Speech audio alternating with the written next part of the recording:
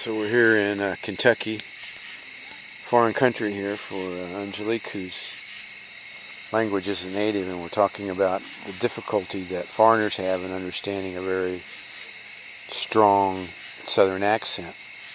I can understand it, but then again, I'm southern by birth. So, but you had a hard time, particularly if it's out in the country now.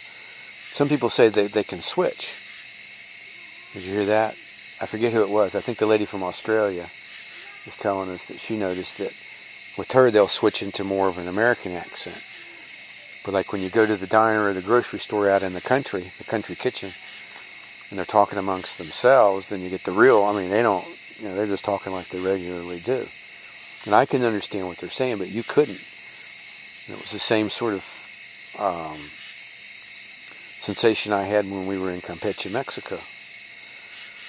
So I just had an awful time. I can understand people from Veracruz or Mexico City or from Baja or from Michoacan but in Campeche, for some reason, for whatever reason, the way they spoke, the syntax and the rhythm of it and the pronunciation, as well as mixing some Maya words into it, the idioms, but the combination of it was very frustrating for me.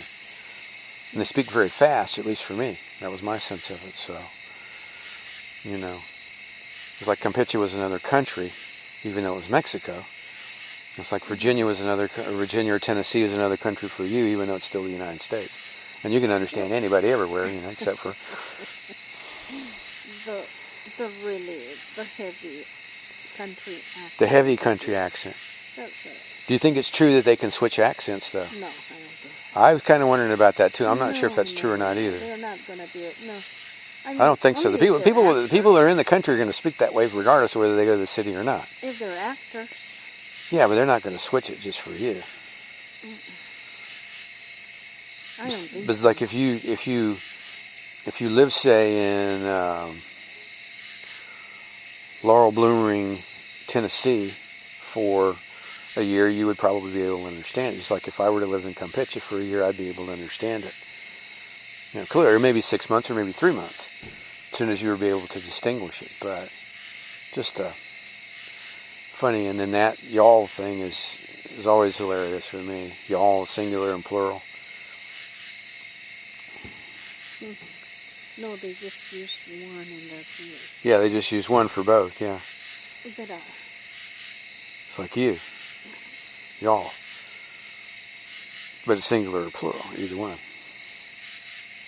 Anyway, as we sit here in the great state of Kentucky here, getting ready to be devoured by black bears at our campsite here. We'll have to run over and, of course we're not too far. We can run right over and have a Coke over. Lights up the campground, huh? Mm-hmm. So it's Tennessee, eastern Tennessee and western North Carolina and southern Virginia a different country? Different country. Linguistically it might be, yeah.